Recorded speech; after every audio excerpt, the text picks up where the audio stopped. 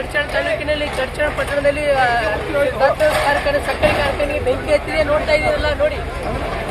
ಅವಿನಾಶ್ ಕಾರ್ಖಾನೆ, ದತ್ತ ಕಾರ್ಖಾನೆ, ದತ್ತ ಕಾರ್ಖಾನೆ ಅಲ್ಲ ಹೇಗತ್ತಿದೆ ಅಂತ ಗೊತ್ತಿದೆ ನಿಮಗೆ? ಏನಾದ್ರು ಆಗಿದೆಯಾ?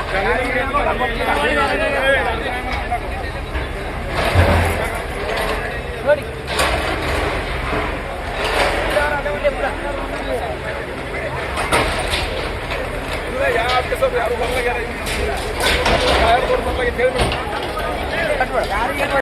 ಬೆಂಕಿ ಎತ್ತಿದೆ. ಇನ್ನು ಯಾವುದೇ ದೊಡ್ಡ ಅನಾಹುತ ಆದ್ರೆ ಯಾರಿಗೂ ಪ್ರಾಣಾಪಾಯ ಆಗಿಲ್ಲ, ಆದ್ರೂ ಆಗಬಹುದು. ಯಾಕಂದ್ರೆ ಅಗ್ನಿಶಾಮಕದವ್ರು ಇನ್ನೂವರೆಗೂ ಬಂದಿಲ್ಲ.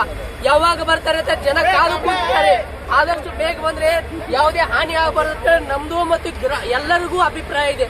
ಆದ್ರೆ ಆದಷ್ಟು ಬೇಗ ಅಗ್ನಿಶಾಮಕ ಬರಬೇಕು. ನೋಡಿ, ಈ ಕಾರ್ಖಾನೆ ಬೆಂಕಿ ಹತ್ತಿದೆ. ಅಕಸ್ಮಾತ್ ಅಗ್ನಿಶಾಮಕ ಇಲ್ಲೇ ದಳ ಇದೆ, ಆದಷ್ಟು ಬೇಗ ಬರ್ತಿದ್ರು. ಈಗ ಇಂಡಿಯಿಂದ ಬರ್ಬೇಕಂದ್ರೆ 3 ಗಂಟೆ ಬೇಕಂತೆ. ನೋಡಿ ಏನು ಇದು ಸರ್ಕಾರ, ಏನಿದು ಕೆಲಸ ನೋಡ್ಬೇಕು. ಬೆಂಕಿ ಹತ್ತಿದೆ, ಕಾರ್ಖಾನೆಗೆ ಬೆಂಕಿ ಹತ್ತಿದೆ, ಅಗ್ನಿಶಾಮಕ ಗಾಡಿ ಇನ್ನೂವರೆಗೂ ಬಂದಿಲ್ಲ. ಯಾವಾಗ ಬರ್ತಂತ ನೋಡ್ಬೇಕು. ಪರಿಸ್ಥಿತಿ ಈ ತರ ಇದೆ.